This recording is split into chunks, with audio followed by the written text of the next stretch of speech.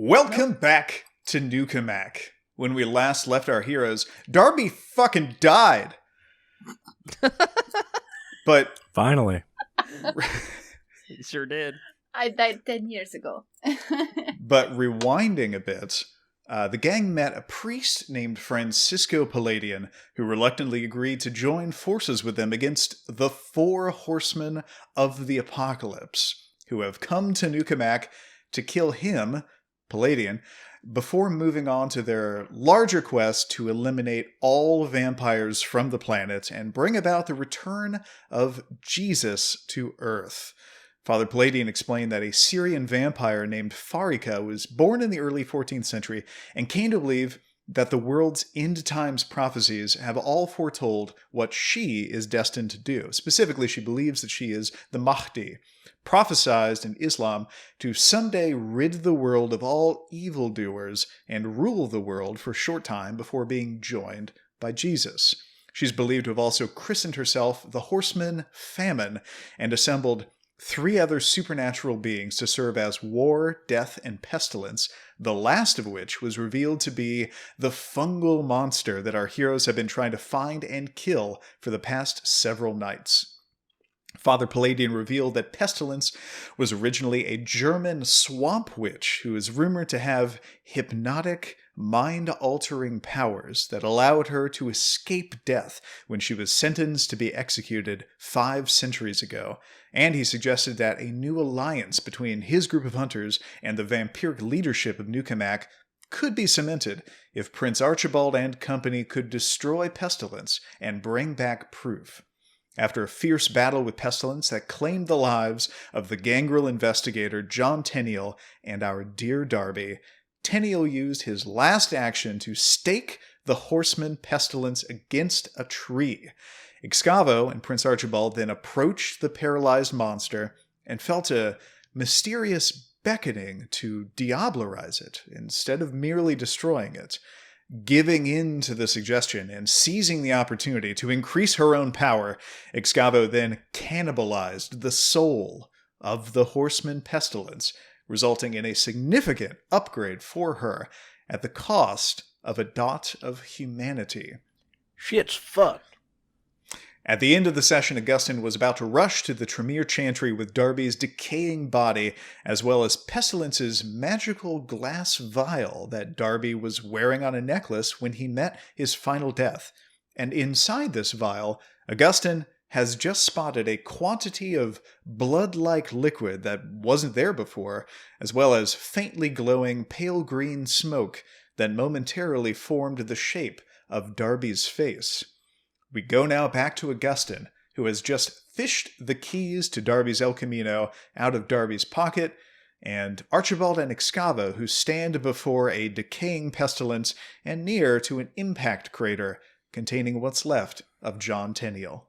Hey, I'm real mad. I'm like hulking out over here, and I've got my sledgehammer. I know this thing is dead, but I just got let loose. So I pull out my Zune that I canonically have, and I start playing out loud. I don't have no headphones, so just playing it right out loud. I play my pump up jam, and I raise my hammer, and I'm just about to go ham on this thing, wrecking what's left of it.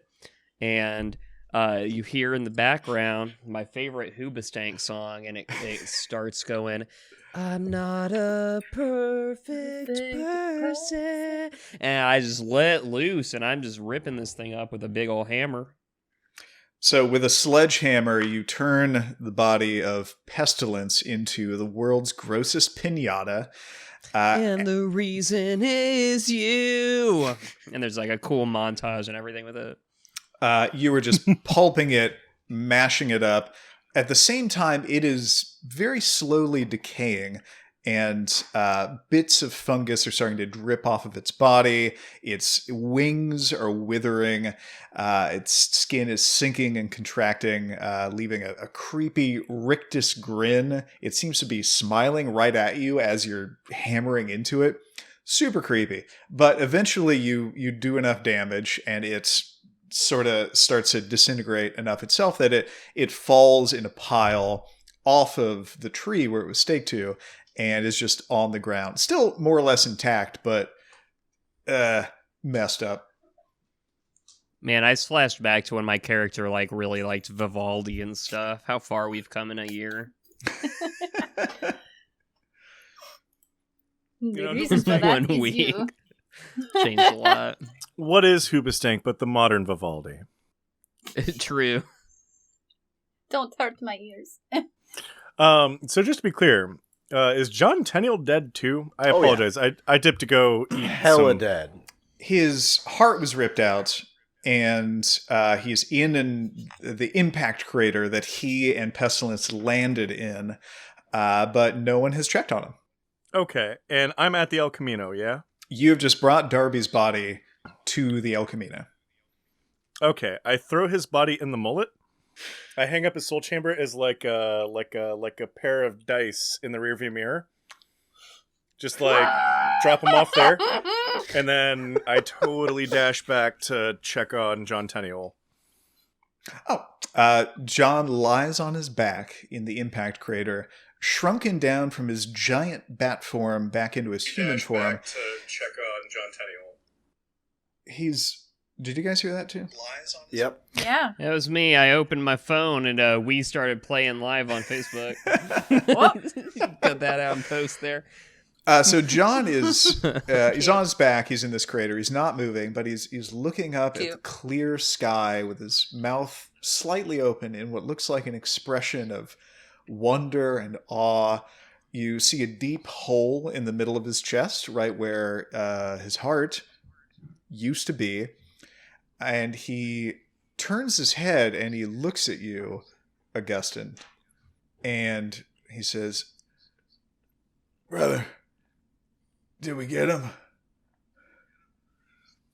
My good man, I do believe so. I look down at his chest and back up at him. This is pretty bad, isn't it? Seen better days, bro.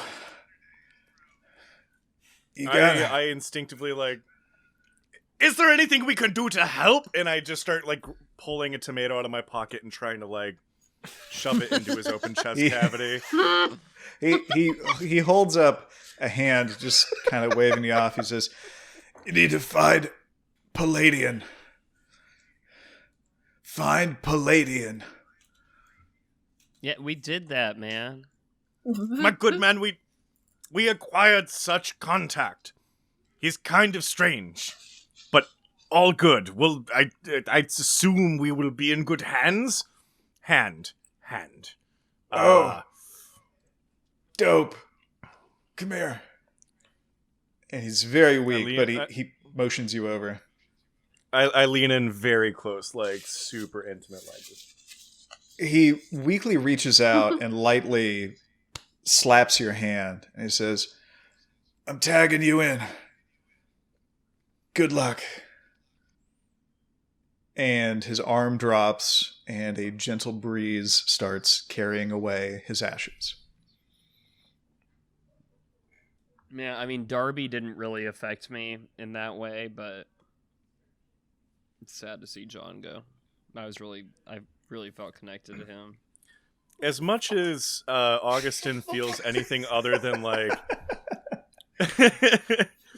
frustration, excitement, or general mania, Augustyn is actually experiencing as close as he could surmise to what other people experience is almost sadness. Is Augustyn an established sociopath? Is that... No, maybe. I don't think it's canon yet. I just don't think he has much regard for... He's very stabby and murdery. He has 4 feelings. dots of empathy. He has feelings, but they're for vegetables and whatever. I could have died better. How do you have 4 dots of empathy?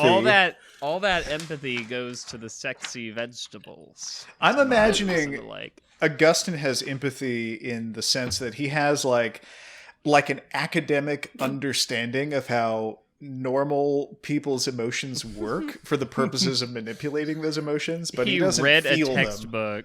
He read a textbook about empathy. As his ashes waft into the breeze, I lament the fact that would have made incredible fertilizer for my garden. Of course, that's his concern. That true anguish. No! All the carbon! And I turn back to the El Camino, and I'm making my way back, and I just kind of like what's left of our party, and just, do you not see the moment? Are we leaving? And kind of gesture them towards the car. Do we have multiple cars? I think we had multiple cars. Do you know that part in Aladdin where the genie is free from the chains? Mm-hmm. That is me. I am, almost flying. I am so excited to have done what I've done. Not only do you feel great about it, you feel in ways you don't know the specifics of. At the moment, you feel like physically more powerful. Mm-hmm. So Augustyn seems to be taking off. You have the opportunity to collect Pestilence's body, if you so choose. It is in a convenient liquefied form. It's still intact enough that you could pick it up and kind of throw it in the trunk. It's more compact now. What I did was efficient. I already said my goodbyes. I'd feel really awkward if I had to go back to Pestilence. Be like, just kidding, I'm back. By the way, I need your body. So Archibald, you're still there. Yeah. I pack it up. All right. Pestilence's body goes into the trunk of a sports car. Immediately, like, depreciating the value of the entire car by, I'm going to say, tens of thousands of dollars. And Augustyn's on his way to the Chantry. Is Archibald and Excavo following? Yeah, I assume so. We'll follow. All right. You head across town, and you arrive at the Chantry. You walk up to the door, knock on it, and Elizabeth Blackburn opens it up and says, "Hello. What is the occasion of this visit?" So, Elizabeth, funny story. So much as I feel like we were probably here like earlier today, but lots happened. Darby's dead. Lizzie Poo! Developments! Darby's dead, but he killed one of the 4 horsemen of the apocalypse. And that's also what we're kind of dealing with. So, the 4 horsemen of the apocalypse. Yeah, one of them is Swamp Thing. So I assume the others will have some kind of Detective Comics connection as well. I'm going to go right ahead and say that I don't understand anything that you're talking about. Is this now the Revenants have gotten into TV, not only Batman, but also professional wrestling. Is this a professional wrestling reference? No. The 4 horsemen? No, the Catholic Church is involved. Oh, Are you familiar with Palladian? They never were. They never were. No. I kind of push the prince aside. And, Comrade, might I more articulately elaborate upon the current whereabouts of our circumstances? I would love for you to articulately describe something. Magnificent! This artifact of doom now holds our prior comrade. And I kind of like, if I can see Darby's face, I kind of look at him grinningly and like turn his face to Lady Elizabeth. Is this the first time I'm seeing this? Contained within our former comrade. Also, Archibald, please pop the trunk. And Archie, do you please pop the trunk? Augustyn, I know we're in a hurry, but I will pop the trunk if you call me by my name. My prince. It's been like a week. You know what? That I'll half pop the trunk for you. And I pop it, but it's one of those like auto, it goes all the way, but then I take it and manually put it back to like half. I kind of like, and I'm holding it there as Augustyn tries to get it out. I manically dash over and like and just gesture at the melting pool of pestilence in the back of the trunk. She walks out and she looks into the trunk and she says, "Did someone empty a septic tank into this nice car's trunk? I don't understand what I'm looking at." That would be an inconceivable outcome, friend. We have eradicated the being that was, currently sits before you, lays before you. Pestilence! One of the 4 written horsemen of the apocalypse. As foretold by Palladian. It's the fungal creature that fungus berry bruja. Bilson, but yes, and you believe... I will never stop. Stick with it. And you believe that this creature is the biblical horseman known as Pestilence? Like, 60% certain. That's what, like, the Pope, I think, told us? I don't know, but we kick its ass! Like the Indiana Pope? I would imagine that this would quite perturb the other 3 horsemen if they also exist in real life. Oh, yeah. I'm going to be playing chess against one of them very soon. Like on Saturday. Well, it seems like you've had a very eventful week. This is a lot to unpack. And Darby's dead. Darby's dead. Yes, Darby's dead. For that end, that is why we approach you today. There has been that development. Darby, in the act of trying to eradicate this thing from this world, found his own end as well and is now contained within a convenient little shake jewel. Why do you think that Darby is in this necklace? Do you not see his face? And I just kind of like... She grabs it and she sort of cradles it and cups it in her hand. She holds it up really close and she seems to see the same thing that you saw. And she asks, May I have this? Invariably. May I take it for... And she starts walking back into the chantry. And she's investigating it and she's looking at it. And she keeps going, huh. I'll be damned. Huh. Like she's figuring something out and it's delighting her. Does this by any means progress the prior study you have done of this miraculous, mysterious, magical object? Why, yes. Yeah, Elizabeth, a penny for your thoughts. I think the purpose of this is clear to me now, as it is likely clear to you as well. Well, do you want the short version or the long version of my conclusions? Which one is your favorite? Oh, the long version, of course. I am a teacher. I do love to lecture. Well, then, by all means, come on. I will keep this from being too long. So, I believe that this is Darby's heart's blood. Stop me if you know this, but it's not very commonly known. When a mortal dies, after a while, their soul leaves their body, unless if they have vitae, vampiric blood, in their body. Then their soul attaches to that blood, and that blood, the heart's blood, stays deep inside the body until that vampire body takes enough damage to not be able to hold on to the soul anymore. Then it passes on to the afterlife. Or until another vampire sucks that heart's blood out in the sin known as diablerie.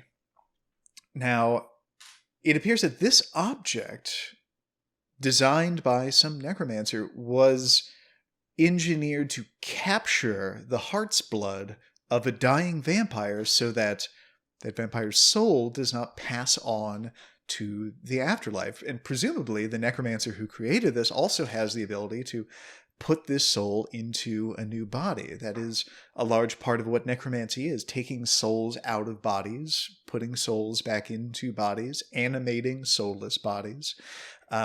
So I think the intention was when this pestilence creature was killed by one of you, the soul attached to the heart's blood would be captured in this, and then the necromancer would take it and put it into a new body. Darby was wearing it when he was died. Could we transfer Darby's soul then into a new, better bod? Is anyone else thinking we vamp Onion Jack and then feed this to him? I was just having that same thought. I was thinking that. What the fuck? What is Darby's soul smoke silently do upon that Just like- suggestion? Can it hear? Starts Can like it hear? pulsing rapidly, just like maybe gets a shade darker. Yeah, swirling back and forth. I just say, not my body. I feel great. Well, now here I was thinking that we would need a necromancer to transfer Darby's soul into a new body, and I was honestly going to suggest just not bothering, because I don't encourage anyone to consort with necromancers, but that is an interesting idea, because this is not only a soul, but it's vampiric blood that can be used. In theory, I see no reason why it can't be used to embrace a mortal. In theory, Darby's soul might take over that mortal's body. That's not a given, though. When a body has two souls... would the mortal be entirely lost? Well, this is kind of unexplored territory as far as I know, because usually the heart's blood isn't captured and accessible like this. I don't know if anyone has ever tried to embrace a mortal using a vampire's heart's blood, but here's how I think that it would work. My understanding is when two souls are in one body, the stronger soul either immediately or eventually takes control of the body. And there are various factors that affect how strong, one soul is over another. Typically, vampiric souls are stronger than mortals. That's why our discipline of dominate works consistently and reliably with mortals, but not so much with other vampires, especially those of lower generation. Also, souls are weakened if a vampire is at death's door. So this is why when someone is diablerized, when their soul is sucked out and consumed, usually the attacker can overcome the victim's soul because the victim was weakened first. I think that if a mortal were embraced with this blood, I think that Darby's soul would be stronger and would take control of the body, and the mortal soul would just be consumed in the same manner that how it works with diablerie. But I can't say that anyone's ever tried this before, so it would be an experiment. We do happen to have a mortal here in the Chantry that we have on hand for experimentation. He's a gentleman who was delivered to us from another Chantry. I'm not sure of his origin, but it's kind of part of Tremere business that sometimes we need a disposable living subject to work with. And honestly, if you were going to try this, I would like for this to... I would like to be able to observe it, and perhaps to observe it with our own subject that we have here for such experiments. Do we have access to a necromancer who could do this? Are you a necromancer? I do not. I was Yeah. suggesting that the suggestion of embracing a mortal with Darby's heart's blood be tried. Do we meet this person? Who is this person? First off, do we lose Andy? No, you Up. didn't. Up. Do you guys Up. see Andy? Yes. I was doing a he's- thing. Is it still? It's Oh, black yeah. for me. Yeah, he Yeah, hasn't. I don't see him. I I hear don't him. Video hasn't restarted. I want to see. He's going him. like, woo, woo, woo, woo. It's coming. It's show me Andy. Put him on At the some board. point, eventually, maybe, almost, we're getting there. Go ahead and continue. I'm still here, though. I assure you. In the interim, there is something that I want to discuss. Should this not work, or should there be complications that render Darby unable to perform his duty? The simple fact is we need a sheriff in this town. So, Augustyn. Comrade. Augustyn, my comrade. Do you have Barry Bruja's number? That's ice cold. I believe I do? You ask him for phone number? Right. You all get to work. I will call Barry Bruja and name him sheriff. Yes, everyone In does Darby's have as his- interim sheriff. I will I will leave that responsibility to the immaculate Excavo. Soul isn't even cold and just giving my job away. This is It's Hey, tiny bottle of Darby mist, a flutter. It's just interim sheriff. You're my number one special sheriff still. Can he talk in there? Turn over. I'm like, he'll No. never make it. Not a chance. Well, are you interested in trying this grand experiment to resurrect Darby? Oh, absolutely. This person. I love trying new things. Augustyn, please help me hustle this person up from the basement. We can bring this person upstairs. I don't think it's necessary for everyone here to. Excavo, please come. No, I understand your concern, but No, for the, dissociative anxiety. Just I am a flight. I need somebody with me, please, if you'd be so kind. here's my suggestion. You and I bring someone up from the basement and bring them into perhaps the parlor. Can we leave the basement door open? My prince, would you kindly stand at the top of the basement stairs? Oh, Call me on your phone. Call me on your phone. I will have phone. I don't know if I'll have teeth.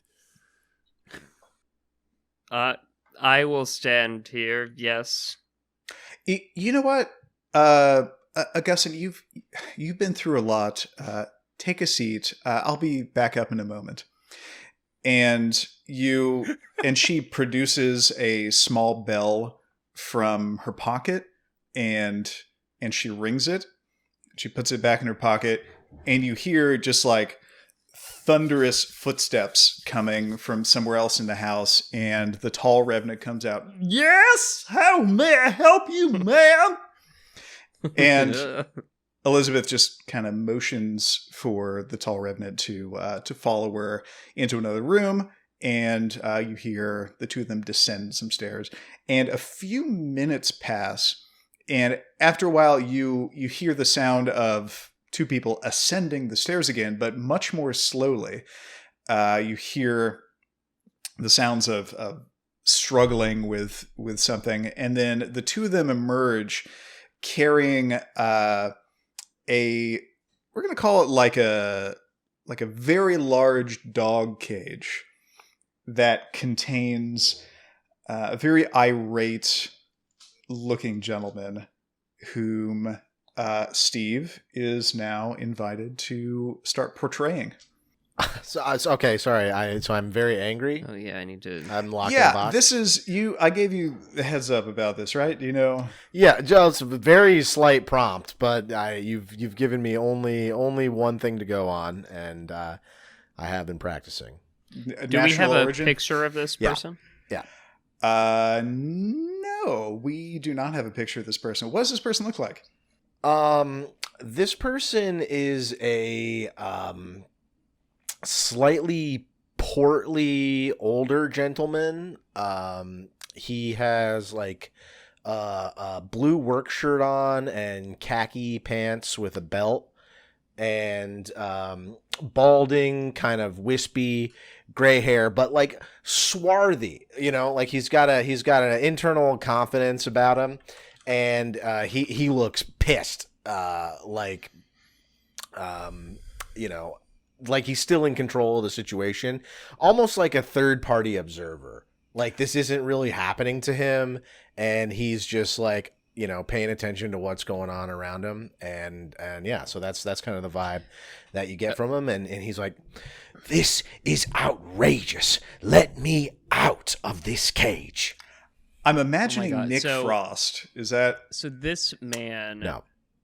This man walks up, and I'm just like... kind of distant. As soon as he enters, this person's in a cage, by the way, which is carried into the parlor and then just dropped hard on the ground. As soon as I see this cage, I hear it kind of clutter the ground. I look over and I stop mid-sentence. My eyes open wide. I say, "My God, he's perfect. Do the experiment. Do it now." Fascinating specimen. What in the devil are you talking about?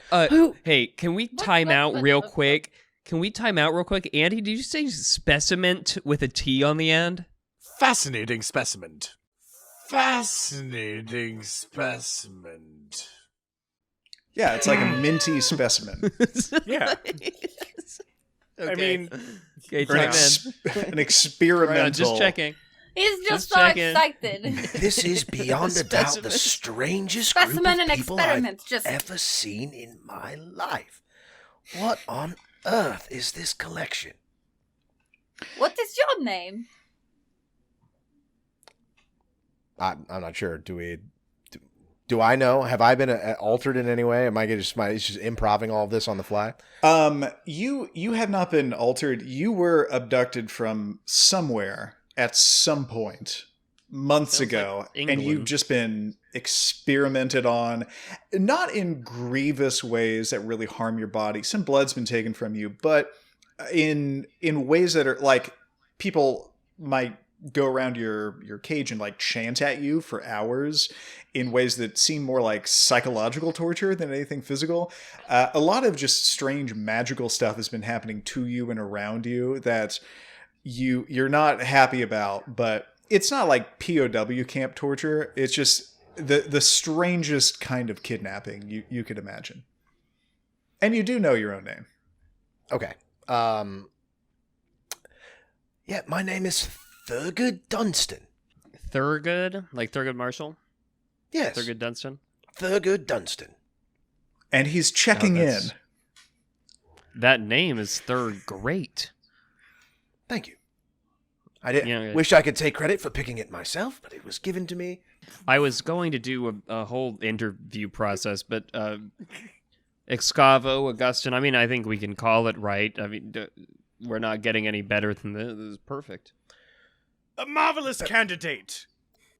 What the devil are you talking about? What type of experiment, what type of madness is this? The tall revenant says, "I have the same question. What they all doing in here?" And Elizabeth kind of shoos the revenant off. Typically, I would take time to check the references, but it is so nice to me. You've got the job, Thurgood Darby. No, Dunstan, Thurgood Dunstan. Thurgood. And I assure you, my Dunstan. credentials are in immaculate order. It does appear that you will be carrying this creature to term. Congratulations. Elizabeth says, Oh. "Thurgood, you're Oh. we have one more experiment to do with you, and I believe this will be the last experiment that we do with you. After this, you will be released. You will be free, in a sense. And I think that you'll really like what happens to you. This is going to be a transformation that is in every way an upgrade for you." Ooh. Tell the Royal Society to expect my return. I want to do next. The Royal Society. That's going to be like the sequel series. So Elizabeth opens up Thurgood's cage and leads him out, and he's now standing. And Elizabeth says, she's holding the vial of Darby's heart's blood. She says, "Okay, well, we need to get all the blood out of him, so let's all chip in." What? No. Augustyn, Please, you were no. thirsty, weren't you? And Start panicking. she latches on to Thurgood right away, and then sort of motions everyone else to join. I could not take another drink. This has never I'm happened. kind of like into Please, double please, no. dipping and sharing. I don't really do. You guys go ahead. I do have 9 points of blood to make up. Unhand Aren't me, there like please, no. I don't. 8 in the normal human? Something in those whereabouts? Deeply upsetting. Please. So Augustyn fills up, and Excavo could chip in, but is already full. And Archibald says no. Yeah, I know that Augustyn needs the blood, so I'm letting him have it. Augustyn fills his blood pool, and Thurgood falls down, dead. Oh. I kind of like, I wipe my mouth like I just guzzled a Slurpee or something. Because I've clearly been practicing this the last 2 times I fed, and I just kind of like look over at Lady Elizabeth with like this. Check it out, aren't you proud? I'm still flexing over here. You sure can drink some blood. Good job, buddy. That's a very necessary skill. I'm just us. right back to being like right before I got dismantled, just like riding on cloud 9 from mild approval. I'm riding on cloud 9. Whoa! So you are in the parlor, which is just off of the entry room, the foyer of the chantry. The parlor has a bar, record player, big table with 2 long couches on either side of it. It's sort of the smoking and drinking room. And Elizabeth walks over to the bar, and she's rummaging around in it, and she pulls out a big muddler. This big, nice-looking, kind of silver-looking muddler, for like fruit in a rocks glass. And she walks over to Thurgood's body, and she holds up the vial of Darby's heart's blood on the necklace, which is about the size of like a small light bulb, like one of those weird sizes of light bulbs that you like just go in like an oven or something. And Easy bake. An easy bake light bulb. All right. And she bends out and she crams the vial into Thurgood's mouth. And she says, "Now, normally I think that the soul gets released from the heart's blood very quickly when it dries out or something like that. So to make this most likely to work, I'm going to put this inside of the mortal's body and try to close his mouth before the heart's blood is released." And she crams the light bulb, the vial further in Thurgood's mouth, and then just smashes it with the muddler and closes the mouth really quickly. A few tense moments pass. She looks around. Everyone knows from elementary school that the soul can't get out if your mouth is closed. Of course. That's why we cover our mouths when we yawn. And after a few moments, Thurgood's eyes open. Thurgood, are you okay? What a strange experience. Quite unlike anything I've felt before. I'd imagine he's spitting out shards of glass also. Darby? No, Thurgood. Thurgood. We just met. Well, as I said, and Elizabeth turns to look at the rest of you.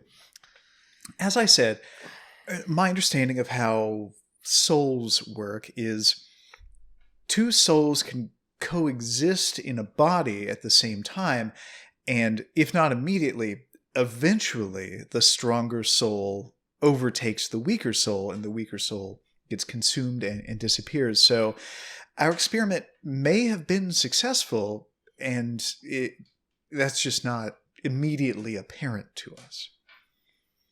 Thurgood, are you thirsty, buddy? No. Actually, the thought of tea sounds quite repulsive now for some reason. Well, I mean, buddy, you are like a vampire now. By the way, you're the sheriff. And also, sorry, what?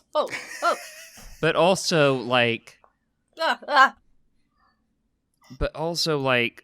you have no blood in you right now. Elizabeth ducks out of the room while you're talking.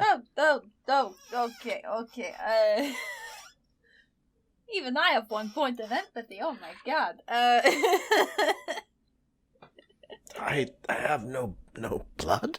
Well, I mean, it was good news. What has happened to my blood? Give it back. So you're a vampire now. You have the soul of a warrior in you. Yeah.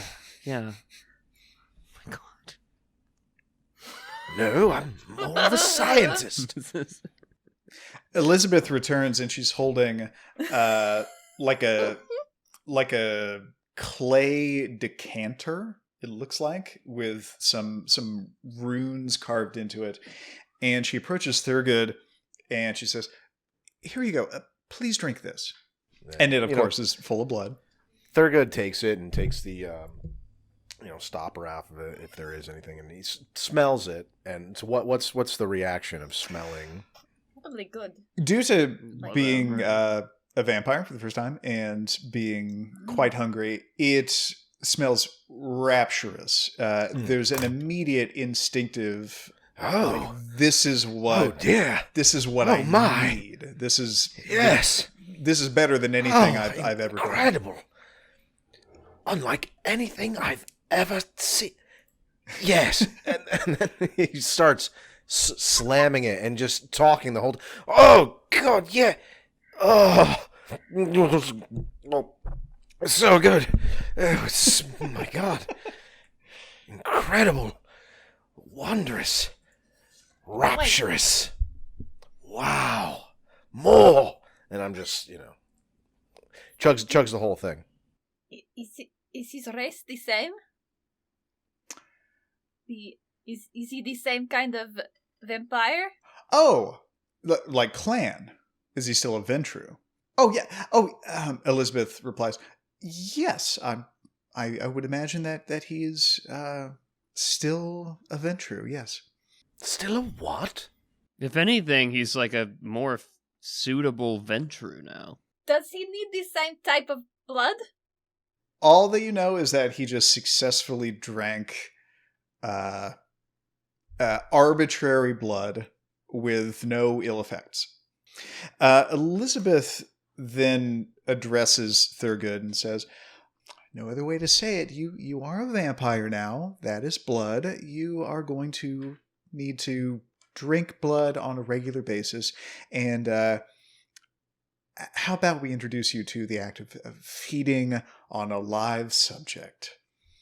Oh, I'm quite familiar from an academic standpoint, but I'm not sure I could take blood myself from an animal. Thurgood, are you a fellow academic? Oh, well, I certainly consider myself a bit of one. In certain circles, I'm sure my reputation what is your discipline, may I ask? Animal biology and habitats, ecology, conservation. My animal? Ecology. I'm an economist myself. Right, yes. So, seems that we're both academics in our own way. Elizabeth addresses Thurgood. So, we're going to have to onboard you rather quickly. We're going to rush through some of these steps. Part of it is because I suspect that a new part of you might possibly just start remembering on its own all these things. But you keep talking about someone else. Who am I dying? Darby of Darby Manor, of course. Oh, you've done that. Well, let's put it this way. For all of us who are vampires, you said my soul was inferior. What's going to happen? What's going to happen to me? Well, my research. All of us who are vampires must struggle against another side of ourselves, an instinctive side, and we have to try to assert control over it. You, in a way, like all of us, just have to deal with the same struggle of having another force within you. And I just want to be clear, super important side note, when he asks, like, am I dying? I side-eyed awkwardly while licking my fingers. You are, in fact, dead in a manner of speaking. Your body died, but your soul remains in your body, which is animated through what's essentially some sort of magic that none of us really understand the nature of. No. What? I'm dead? Undead? Well, yes. I've been there and back again. A hobbit's tale. No. Well, you know what's reassuring when you start feeling bad about having died? Taking the blood of the living and ingesting it, it makes you feel so much better. You really need to take life from others, a little bit of it, and take life by the hand. Was that human blood that I just drank? That was human blood? Most of it, yes. I believe so, yes. What do you think you just drank? I believe they call it red Indian tea. Elizabeth ducks out into the other room, and you hear her discussing with the tall revenant something about, like, we need a body. Please go out and find someone if you can. We need to feed this individual as soon as we can. And you hear the tall revenant just loping through the house, out the back door, and running out. What sort of magnificent creature was that? Don't ask. That was Batman. No, we do not say that name here. Well, that's his name. Was what?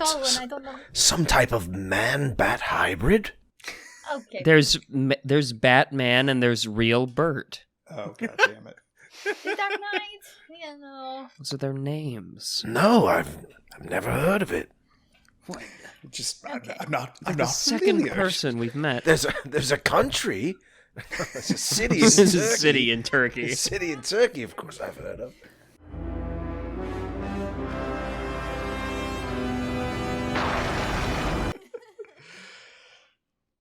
So the tall revenant emerges through the back door. You hear a conversation between her and Elizabeth. Elizabeth comes back and says, okay, so as I said, your onboarding into this new life is going to happen rather rapidly.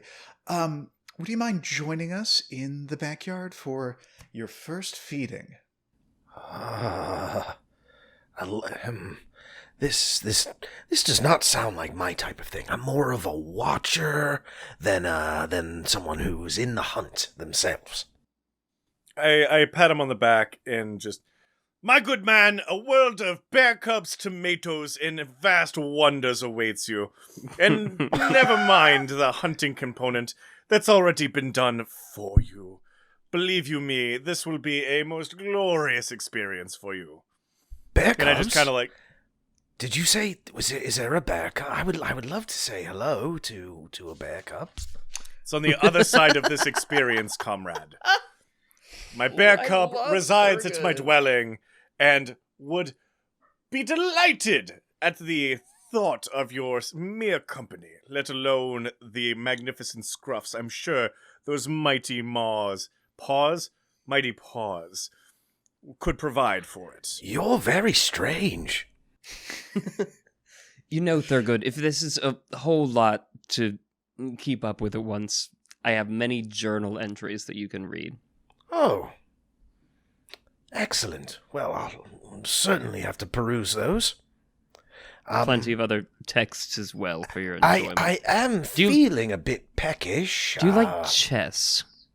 Well, I dabble a bit in the game. Oh, wonderful. I need a lot of practice before Saturday. I'm simply a gifted amateur. Haven't earned my master status yet.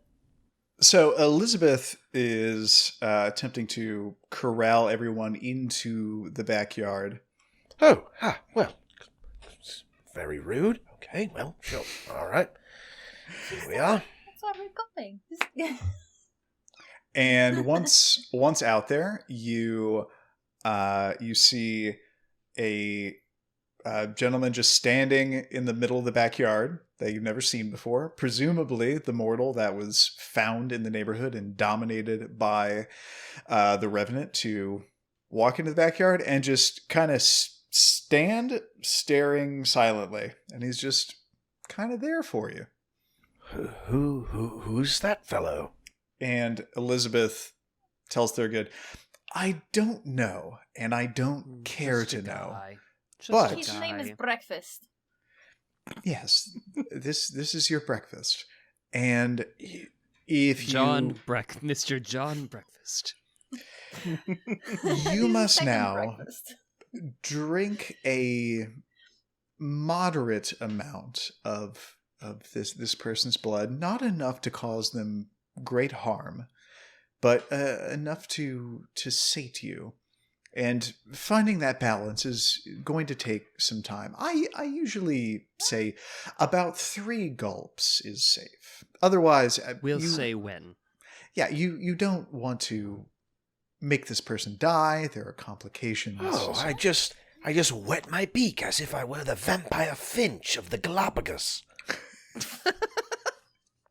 Indubitably, you speak very similar vernacular to myself, comrade. Where are you from? I'm not sure that's accurate. Hang on, have you been doing David Attenborough this whole time? Yeah, I'm trying to.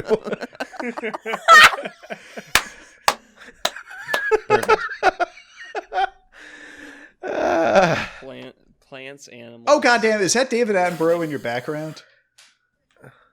Yeah, this whole time? He's quite old. I thought the outfit would have given it away right away. The khakis and the blue shirt, like that is just classic. Son of He's a wearing bitch. like every frame. And the vast majority, of course, die there. But just a few, a long time ago, were fortunate enough to be swept by currents out to the ocean. See, I have my Discord window over here in this monitor, and I try not to look at it all that much so I could look here at the camera, and I got my script under it. So you could be doing all sorts of stuff in your camera that I don't even notice until like 10, 15 it does minutes just in. not even look at us. Good to Yeah, know. yeah. Cool. David Attenborough. Got it. All right. So Elizabeth sort of gently places a hand on your shoulder and then another one on this random hypnotized dude's shoulder and starts to just kind of gently guide you two together. I couldn't possibly. Doesn't it feel so natural? This is the best. No, certainly not. No, I don't. It feels I don't awkward, think that I would want to do something. No, this once you I get into don't. I think I'm just trying. So I'm trying to resist. Like I don't. I'm repulsed by the idea, but I'm also quite hungry. It's gonna feel so good. Just okay. All right. So maybe I'll just like lick a bit and just see. He wants it. It'll make him feel good. Okay. Yeah. All right. So and lick when you're done because it does something special. It makes the just wound close up. No bite. So he's not biting at all. He's just like kind of giving the guy a hickey a little bit, like just doesn't really know. Does instinct kick in at some point? Because he's really like sort of trying to avoid it. He's got the David Attenborough in the like a newborn to a nipple. There is strong instinct where you understand how to make your fangs shoot out, where they go, how to do that, and even After the about licking like part. Yeah, after about like 45 seconds of just like awkwardly old man hickey stuff, it's like a lot. The It's a guy lot. is hypnotized and he's not moving, but he is going.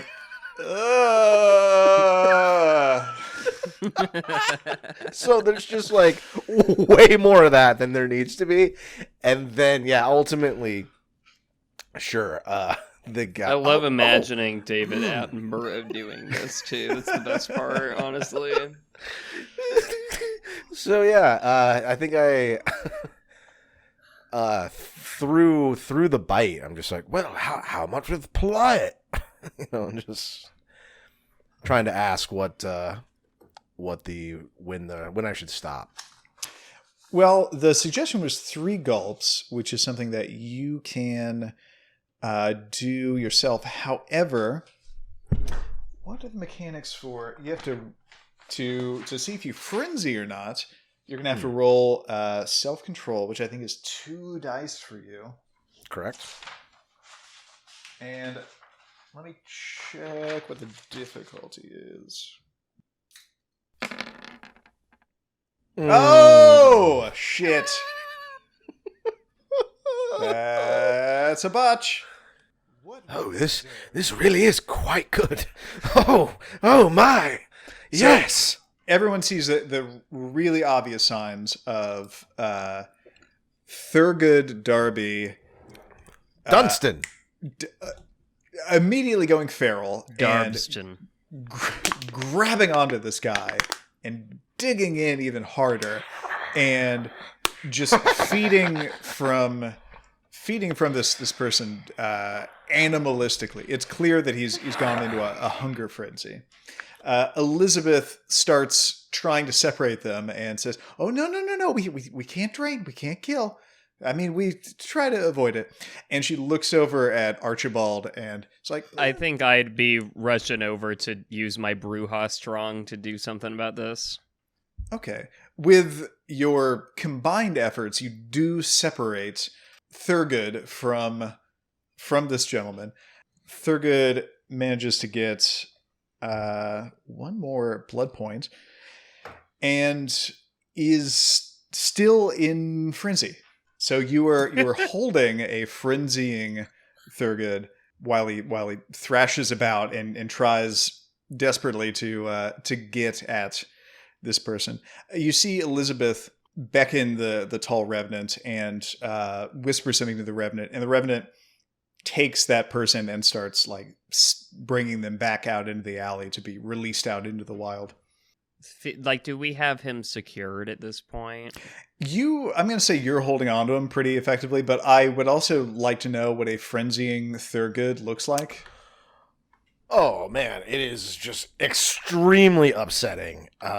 Just like this egg-shaped old guy just losing his mind. Just I'm imagining just like a captive animal, just gnashing of teeth and pausing every once in a while just to be like, oh no, and then he's just like ramping right back up again into the frenzy.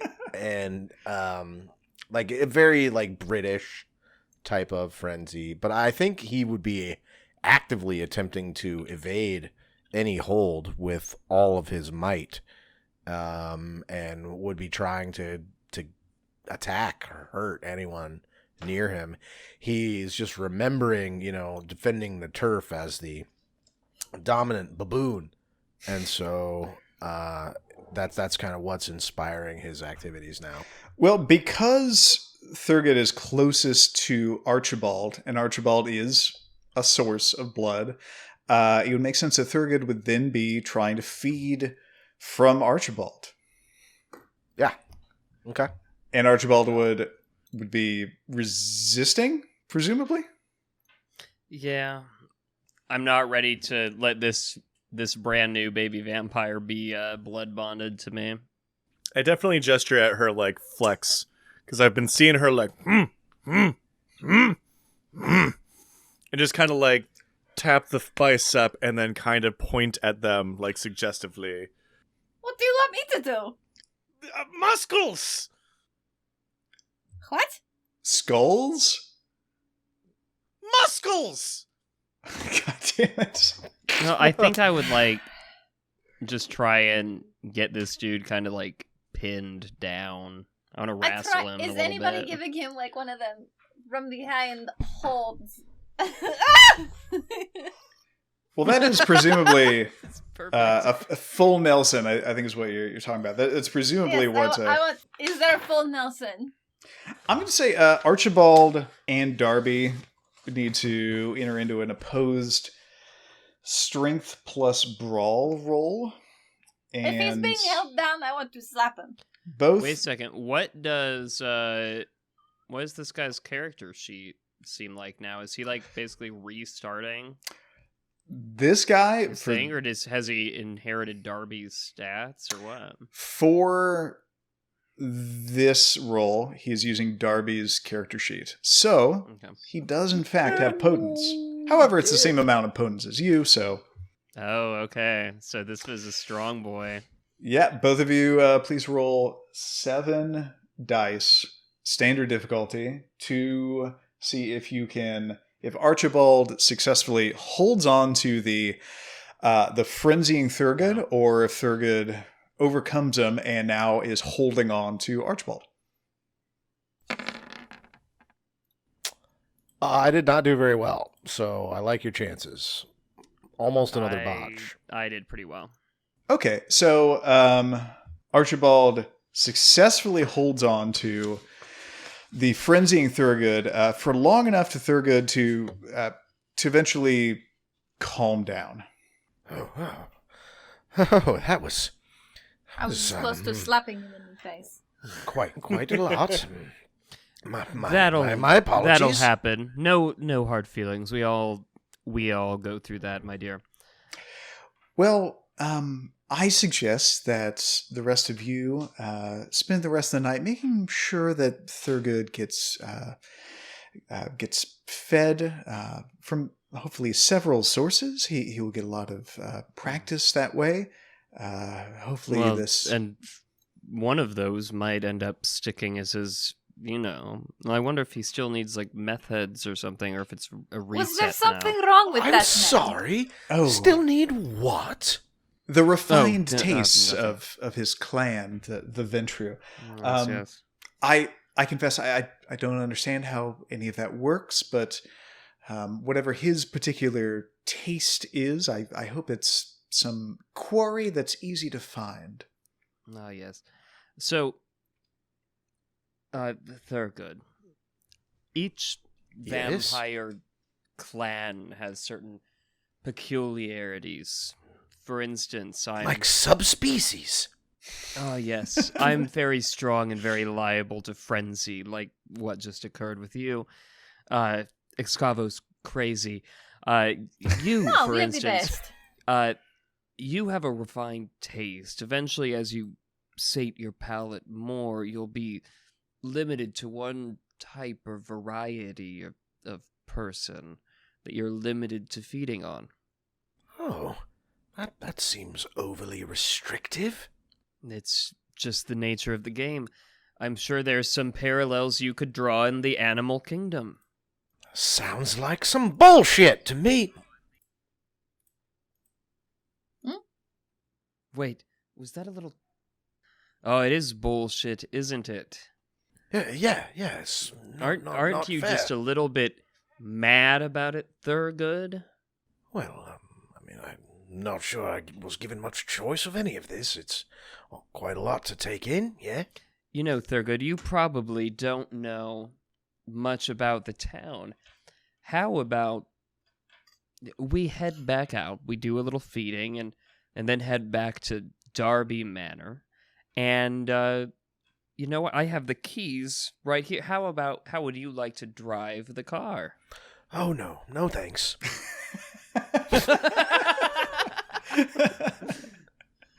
I look over at Excavo and Augustyn. I'm like, worth a try.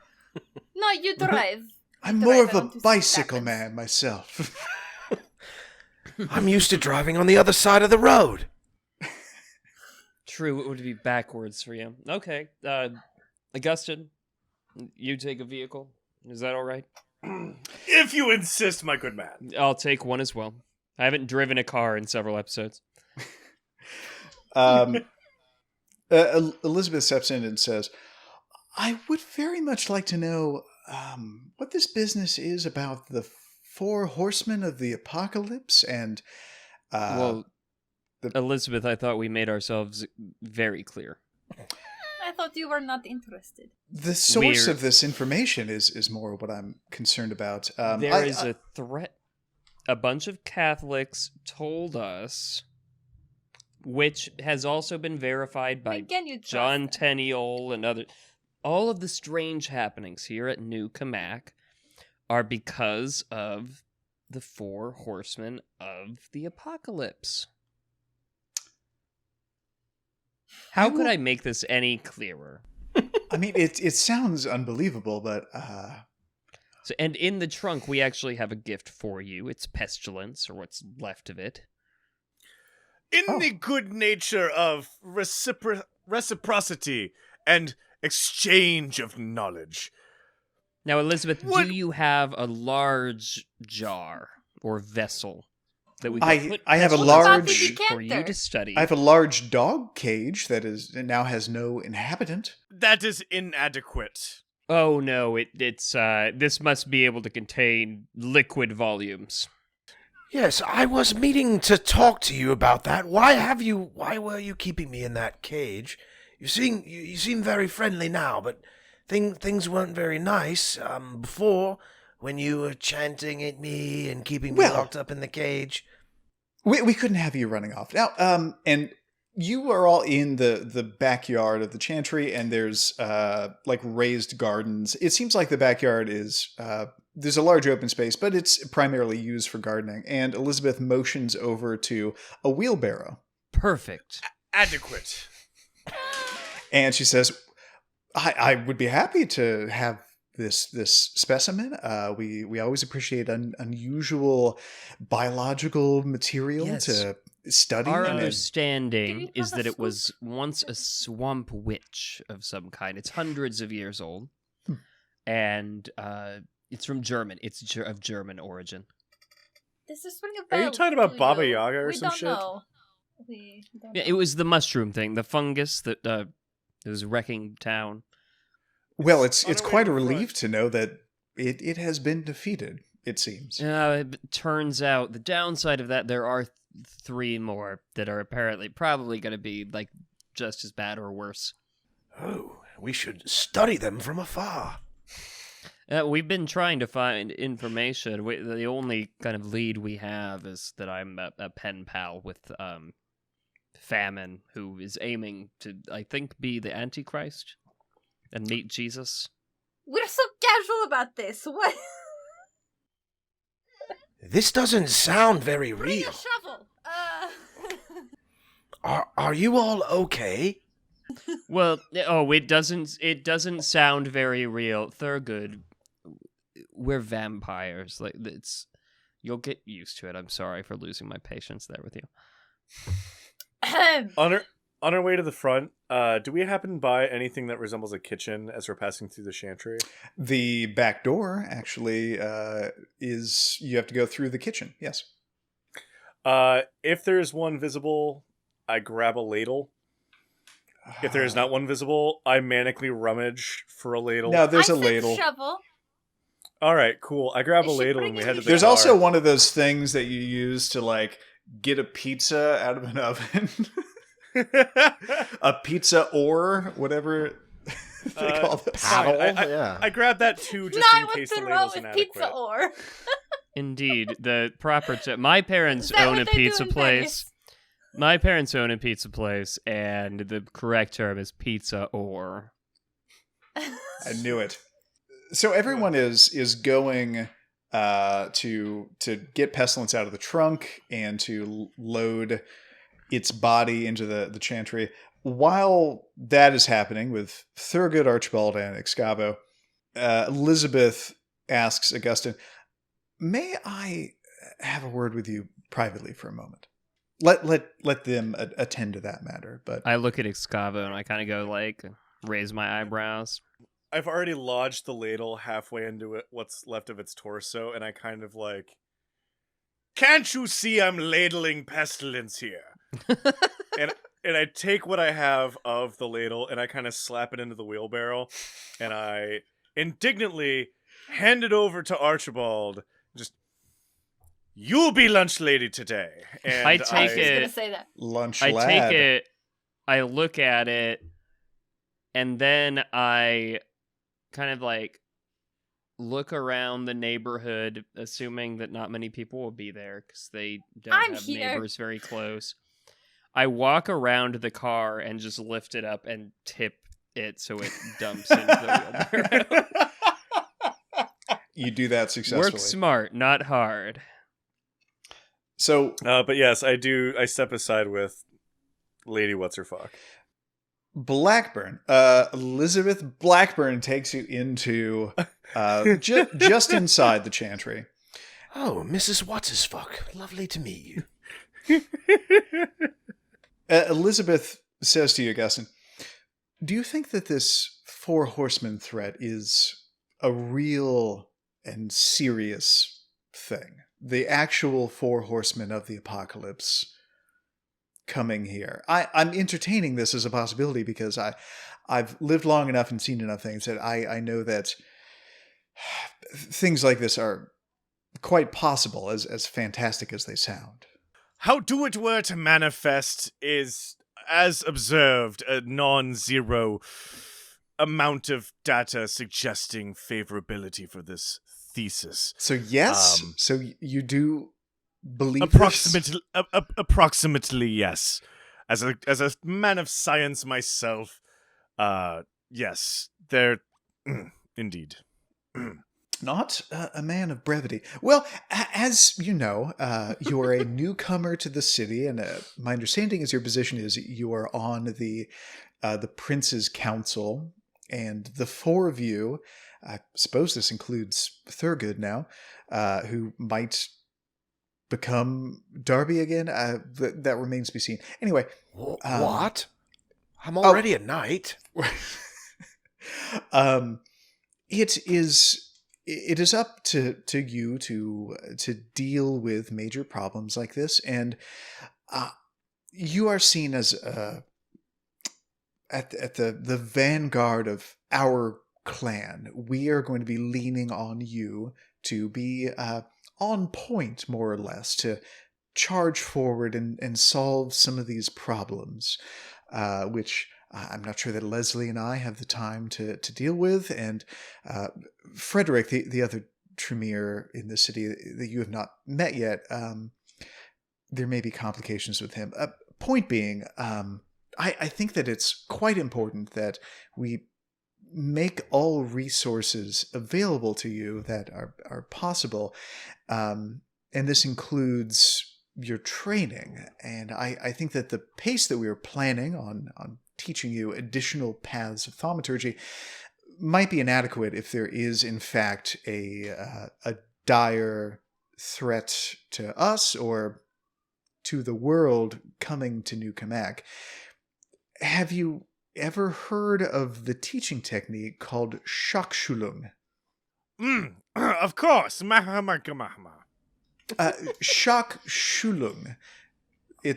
That's precisely. It is, as you might know, a German method of rapidly teaching thaumaturgy to apprentices to prepare them for an imminent threat. We would often do this if one of our rival clans had declared war and they were going to attack some of our chantries. It's how we would rapidly get apprentices up to speed to be able to use thaumaturgy to defend chantries. I learned it myself in Berlin when I was training in the path of the focused mind. Would you be willing to go through a modified accelerated form of magical training in order to be able to perhaps face these horseman threats more competently. I look at my fresh hand. I look at my remaining normal hand. With my one good eye, kind of look over at my sick-ass, dope miner's monocle. At what expense, comrade?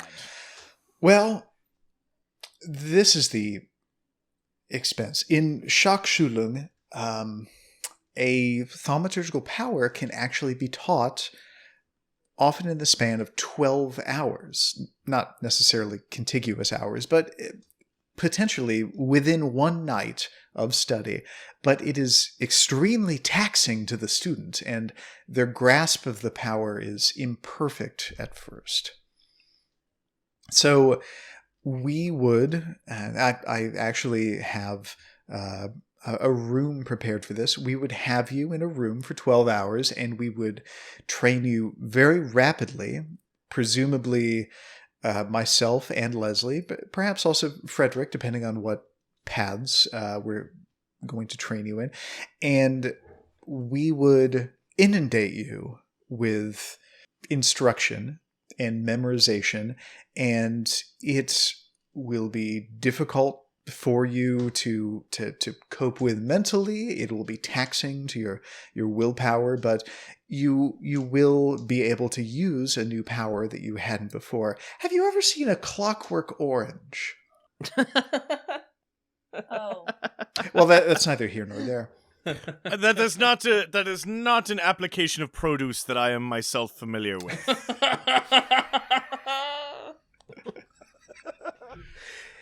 Is that a, Oh my a spell in the God. green path? Oh my goodness gracious. This is a funny episode, guys. Augustyn's really on it tonight. Well, is this something that you'd be willing to undergo? I would strongly recommend it.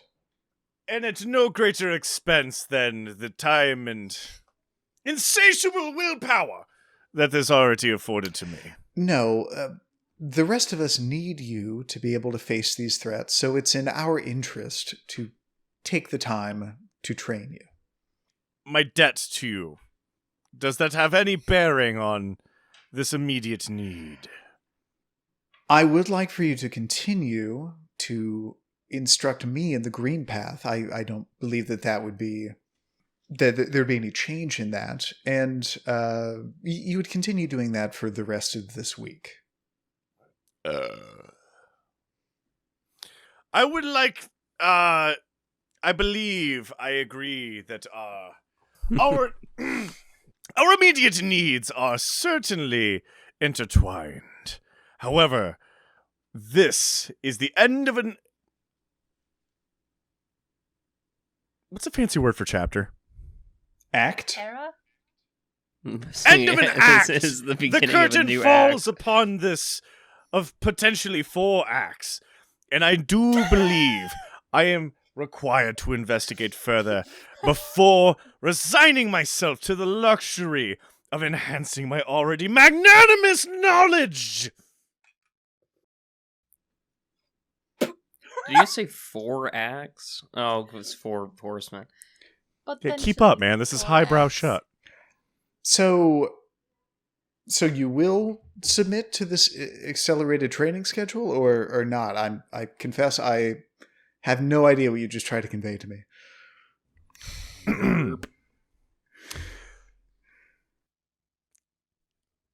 Yes, please. I would absolutely be delighted to participate in this delightful educational experience. However, I must confide in my comrades and investigate further into what endeavors lie before us before taking shelter in the comfortable space that is learning. Excellent. Well, that's good to hear. We could potentially begin this as soon as you have a free night. And I could discuss with you Magnificent! what paths are available to teach between the three of us. Myself, Frederick, and Leslie, that is. Well, if you would be so kind, could you go back outside and send in Prince Archibald, please? And just wordlessly walks back out. Like, nods. Yeah, just... I'm just glad to have all my limbs. Archibald! Your presence is requested in the chantry. Right, very well. I'm in the middle of, like, ladling the last little bits of the wheelbarrow, so I wheel it into the chantry. Just... It's like, Elizabeth sees the wheelbarrow full of disintegrating horsemen of the apocalypse. It's like, oh my, what? and I'm kind of making a big show of like putting it down. I like kind of wipe my brow, and I'm just like, it's hard work just to day in the life of an everyday laborer, working man. Well, we do appreciate you bringing this in. I'm quite curious what type of creature this was. Perhaps I can determine witch. with some experimentation. Yeah, swamp witch, we hear. That's what the Catholics told us. Hold up, real quick. Do they have like a mason jar that I, by any chance, saw in the kitchen as we were passing through? Well, I mean, since this takes place not in New Cammack, there's probably lots of ball jars around. Because New Cammack is... Because New Cammack is fictional Muncie. But did I happen to spot like a ball jar or an empty cup in their kitchen as I passed through it? There are cups, sure. Cube State. Is there like a Cube State University or some fun shtick like that in town that we haven't explored yet? Round County. I definitely, on my way out the door, like shimmy back to the kitchen, grab a cup, scoop me up a good old hefty 2-portion size cup full of pestilence and go back to... Just like Mama used to make. Gross. So Elizabeth looks around and makes sure that Archibald and herself are more or less alone. And she says, Prince Archibald, this 4 horsemen of the apocalypse thing, is this something that you believe is true? These are the literal horsemen, or at least some serious threat to us? They are a serious threat. They may not be legitimately the 4 horsemen of the apocalypse or anything like that, but they certainly believe themselves to be, and they're a radical group basically trying to bring about the end times according to major religions of the world. Well, it seems to me I have incomplete information. I don't know the veracity of what you've been told. I don't know anything about these creatures, but it seems like something that we should treat as a serious threat. I just spoke We should indeed. I spoke with Augustyn and discussed speeding up his training in our own arts so that he might become more useful to defending us against these threats in a shorter time span. I also wanted to confide in you.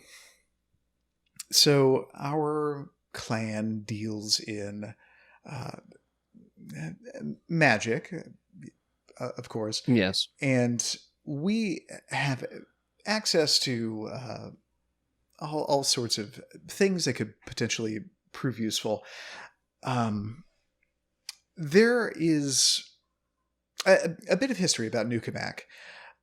So Club Wonderland, you're familiar with it. You're a co-owner of it now? Is that correct? The owner, yes.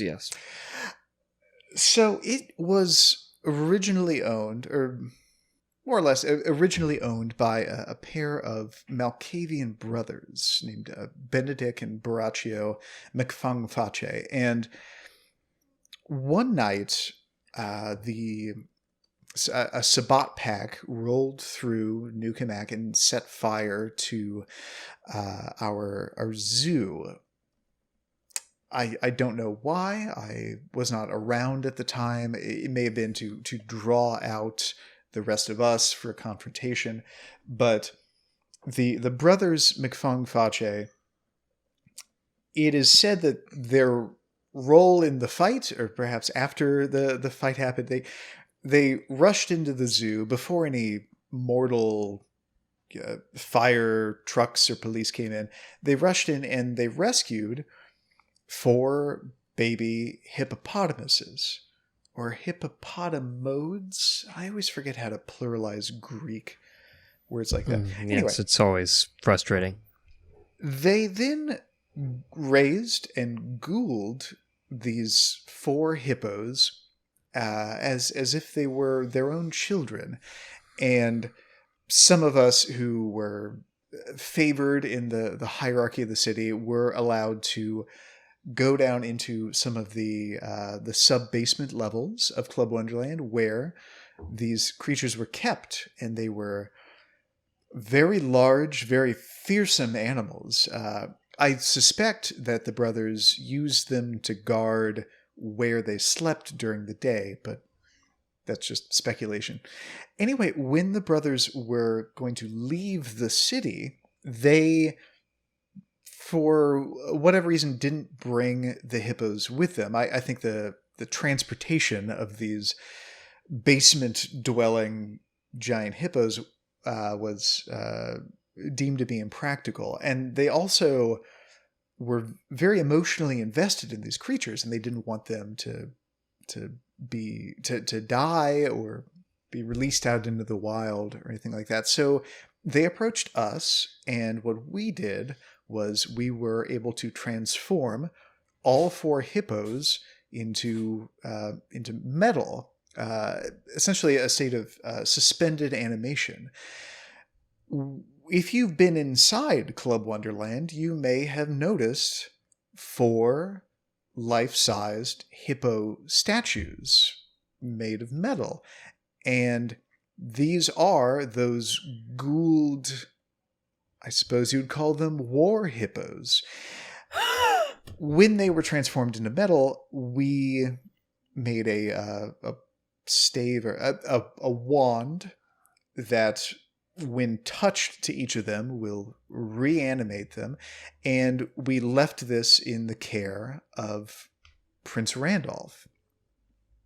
Over the last year, when Prince Randolph was slipping, we'll say, we gently suggested to him that perhaps this wand, which he actually confessed to losing for a period of time in his mansion, actually be kept in our care. We didn't want him losing it and it getting out into the wild, and it's far-fetched, but perhaps someone would touch it to a hippo, and all of a sudden there's a wild hippo loose in the nightclub, and the masquerade is just shattered.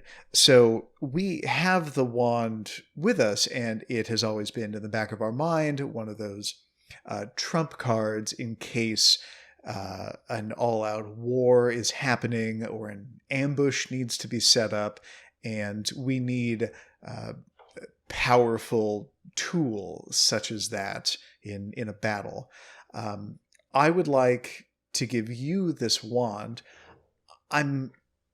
Normally I would give it to Augustyn, but Well, yeah, yes. I'm uncertain that he could be trusted with it. And Nothing needs be said. And she pulls not quite a foot long wooden wand out of a pocket in the cloak that she's wearing. And it's made of metal. It's kind of spirally. It has little markings on it. It looks kind of fancy. And on the very top of it, opposite the point, you see a little sort of grape-sized watermelon that's just sitting on the end of it. That seems to be carved and painted like a watermelon. And she hands it to you. And she says, I hope that this won't need to be used. Honestly, I'm not sure the most practical way to use this, but you should be aware that this is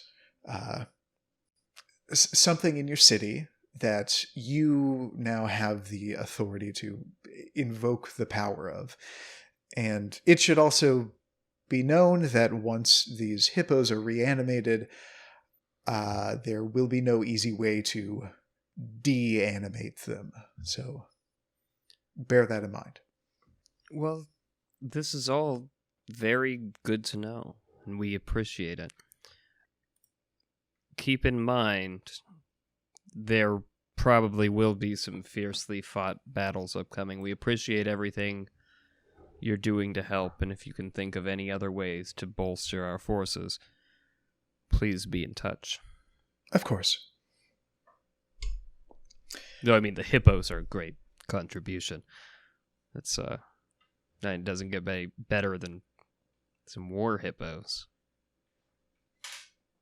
They're one of the fiercest living land animals. And she says, well, will you now be going out and seeing that our new friend Thurgood gets thoroughly fed? Thurgoodily fed. You know what I mean? And she yes. trusted you with the hippos. She does a quick turn on her heel, grabs the wheelbarrow, and starts taking it elsewhere through the chantry. And she says over her shoulder, well, I wish you the best of luck, and hopefully we'll see Darby again. If not, Thurgood seems quite charming. Honestly, I'm loving Thurgood. Right, I miss Darby. I want Darby back, but I'm liking Thurgood too. And that is where we're going to end this session. Oh, what you got? When I was looking at the surveillance footage Sure. a long time ago, Yes. I saw something at Club Wonderland. Oh yeah, you do. I believe they were Naked people. naked men. Yes. How many were there? If I recall, there are at least 2 security cameras on the roof of Club Wonderland that are in the mouths of like gargoyles or something, and they swivel and they pan around. And you saw one of the cameras pan over enough that you actually get a view of what's on the roof. And I think it was some large object with a big tarp over it. And it looked like there were what appeared to be several naked men standing with their backs to the camera, standing near this large object with a tarp over it. Yeah, I did want to. Okay. That didn't help me as much as I thought. What did you think was where? I thought they saw 4 of them, and I was like, wait. I'm gonna say it was not 4. I'm gonna say it was 3. I think you were right. It's 3. Okay, so there's still that mystery to solve. If we listened back to like the first episode, would we then be encountered by some big hippos in there? The hippos were mentioned, yes. Oh man.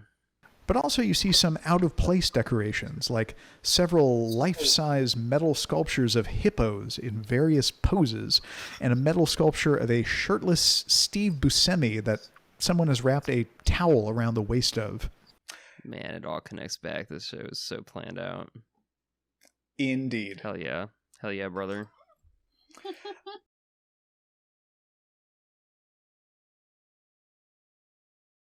All right. So, end of session.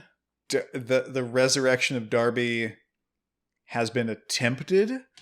Steve has a player character. What are you talking about? He's resurrected. He's back. If anything, I like this Darby better. This is a bunch of bullshit. So we get 2 experience points now, is that right?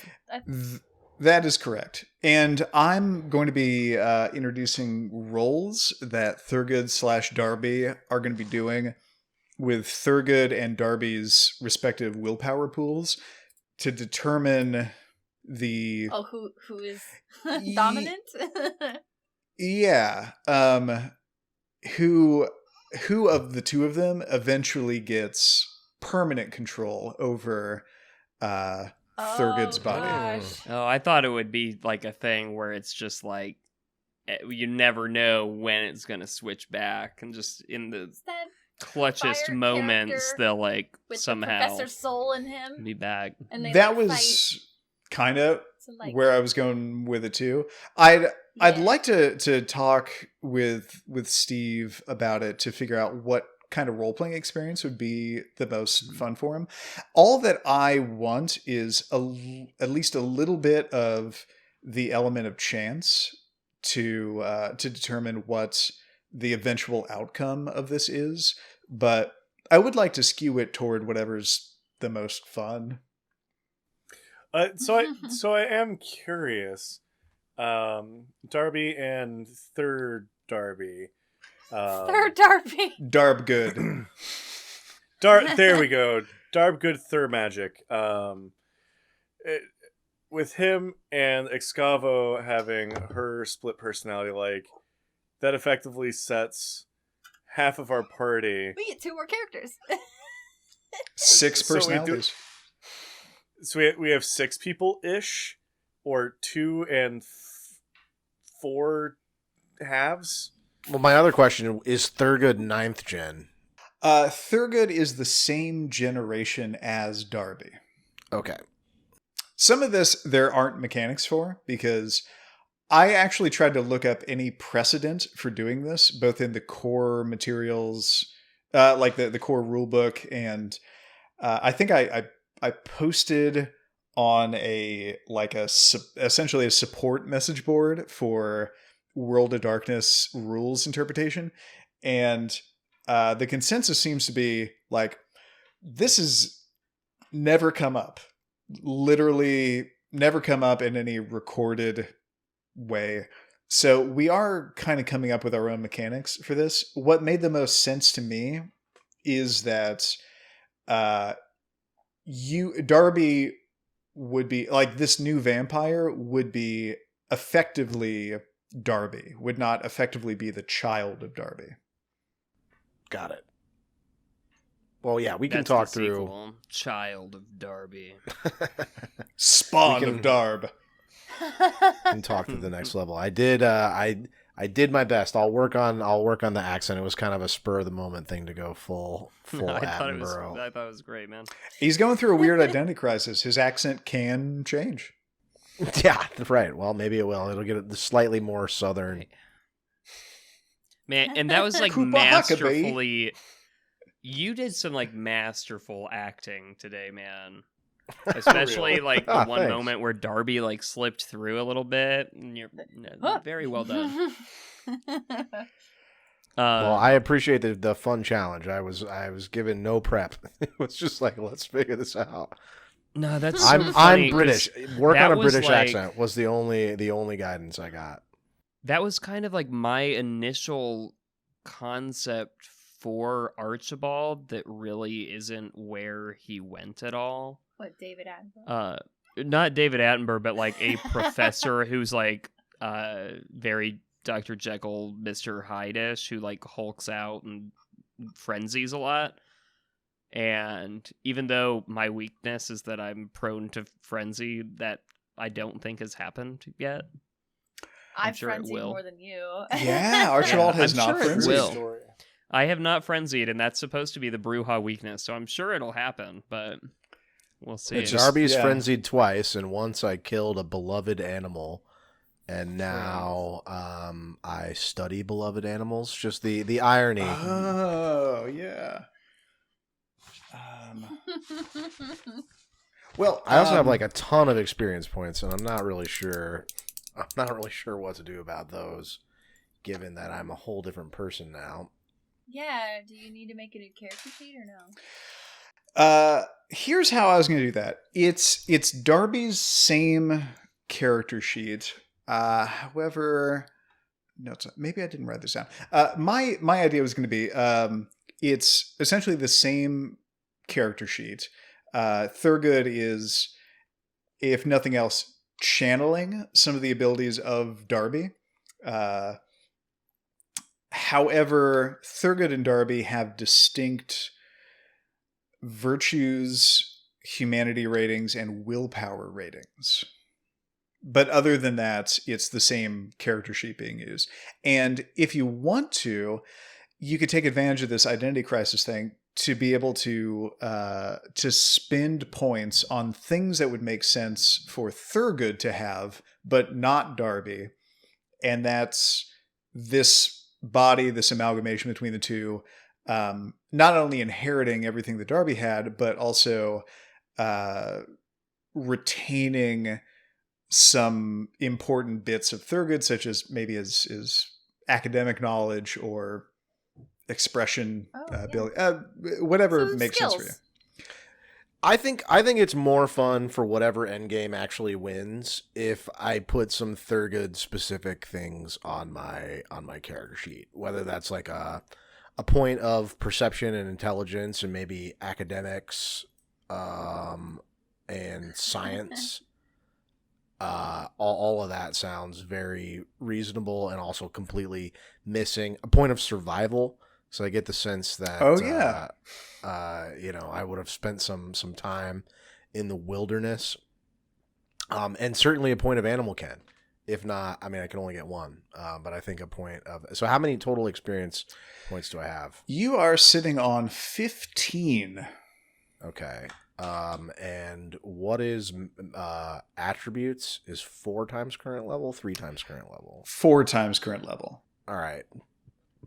So that would be 8 points to get perception and intelligence up, which would leave me with 7. I could do animal ken, academics, perception and intelligence, have 1 left over. I think that Archibald is really going to love this at first, being around another academic, but I feel like very soon he's going to start to fear that he's not the smartest one in the group anymore. I actually think it's funnier to get academics versus survival, just because I don't think we're going into the wilderness necessarily. So I'm gonna do academics instead of survival, and I'm gonna say biology, or what would you he's a naturalist. Like what is David Attenborough's like actual field of science? Is it just biology, animal biology, Television, zoology, zoology? I will Google David Attenborough. So I want to use whatever my bonus point is for. Well, no, you get to choose what your academics dot is in, right? It's not like a specialty necessarily. It's just like identifying what your academics dot is all about. Well, you can get a bunch of academics and make them generalized academics. What's usually recommended is that you specify what your focus is, even if that doesn't make a lot of difference until you get to 4 dots and the ability to use a specialization. Right. So yeah, I think I want a specialized dot in zoology or biology, animal biology. And then animal kin kind of goes with that. And then I'm gonna do .2 perception, .2 intelligence. Completely different than what Darby was gonna spend these experience points on. But I think it is appropriate that Thurgood would try to learn as quickly as possible and would be spending whatever mental capacity he had in reserve to fully, acclimate to his new life. So I like that the character sheet just gets an infusion of Thurgood right away. All right. And that leaves you with 1 point to roll over for next time. Augustyn, I am going to, after this, I'll send you all my notes about what the specific mechanics are going to be for that accelerated learning thing and what exactly the drawbacks are going to be, and also the menu of thaumaturgical paths that are available to learn. We're going to say Elizabeth just mentioned all of them to you offhandedly. So you can put some thought into what specifically Augustyn should start training in. My recommendation is to hold on to your experience points, but you do have 10 that you can spend now if you'd like to. How much would it cost to get an extra point in wits? In wits, your current level is 2, so 8 points. Woof. I trust your recommendation is probably accurate. However, preceding the notes, like, I'm assuming that if I'm taking this path, I probably don't necessarily have to spend, like, have the entirety of the experience necessary to do the learny-do. But I assume that if I exceed the experience necessary for the learny-do, that there's some sort of, like, consequence for not having that in store. Is that accurate? Not having what? Enough experience to learn the new path of thaumaturgy? Here's how I would do it. You could go through the roughly 12 hours of training, and then at any point after that, if you have the experience points to spend on actually getting the thing that you trained in, then you can spend those points and get that. But it doesn't have to be, you don't have to have free experience points available right now to do the training right now that would qualify you to get that thing. But if I do the training, do I effectively obtain that branch? You, like base level that branch? You would do the training, but you wouldn't be able to use that until you spent experience points on it. However, thaumaturgical rituals don't work that way. You don't have to spend any experience points. Those are just acquired just through your experiences. So, because I was going to bundle in a free ritual with every path that you learn, you would have immediate access to a ritual. Okay. I mean, I've so far used a ritual. Yeah, I'll have to do more research on that. You have a bunch. You have that enchant talisman thing, which would be really good for you, but also takes like a whole day to do. You can make another Splinter Servant. Incorporeal Passage is really neat if you ever need to like walk through a wall. Those situations don't come up very often. You have Principal Focus of Vitae Infusion. It would be an extremely good idea to spend an off day feeding a whole bunch and then putting your own blood into little baubles, little like marbles or coins or whatever. So you have a store of extra blood just available in your pocket. It effectively increases your blood pool to an arbitrary degree. And that's... I almost feel like I would create a traffic jam in front of the manor. Just like repeatedly going outside like, my friend inside needs help! And then running outside, deceiving them to come inside, draining them, having to park their car, and like 12 cars later, they're spilling out of the driveway into the street, and just like... Your roommates might object to creating this mecca of murder in their house. Could you not? Don't worry. Like, they need help, but just like park down the street at the gas station, and then like run down the street back in. So you are holding on to your experience points for now, right? Yeah. I think you're right. I think I'm holding on. Archibald, you have 8 points. Would you like to spend them on anything?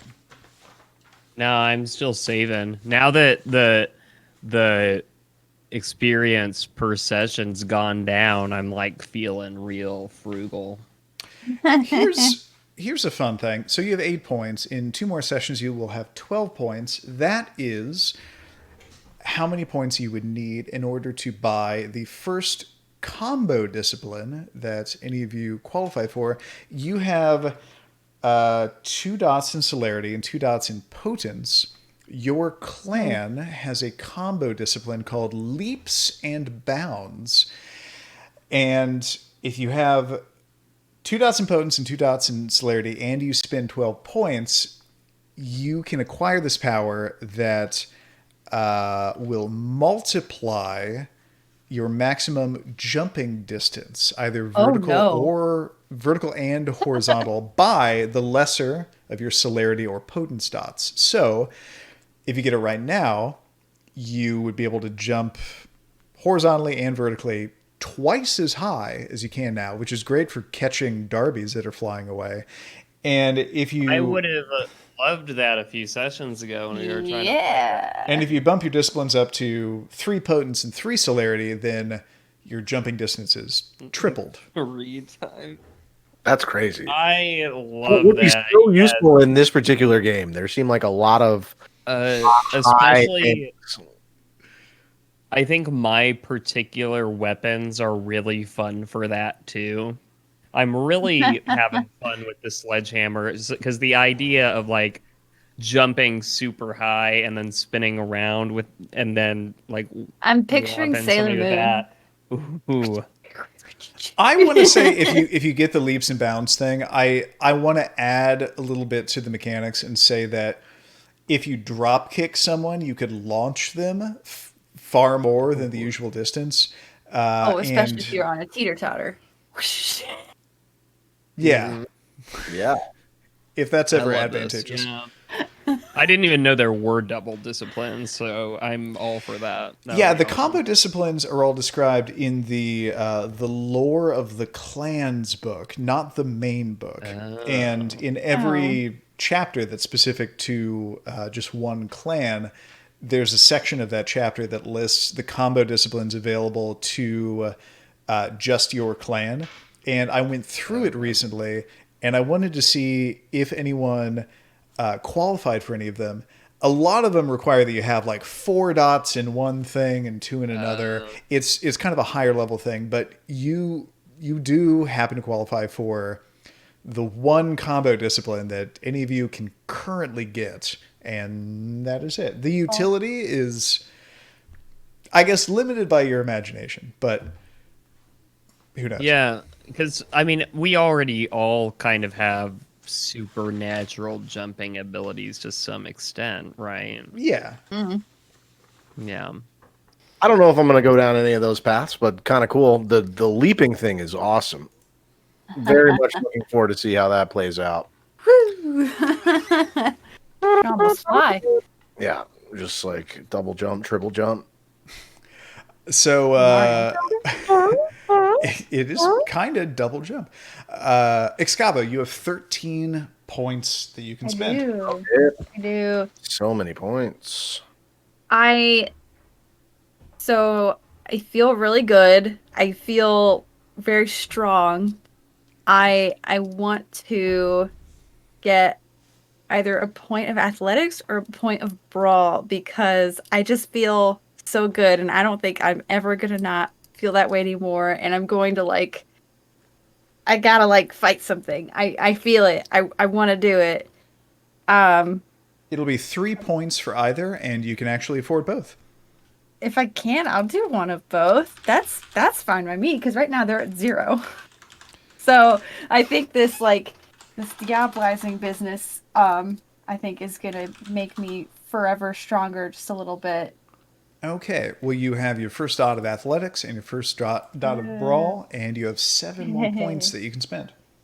Oh, I'll just keep those. Blake, I have to know what's your chess elo?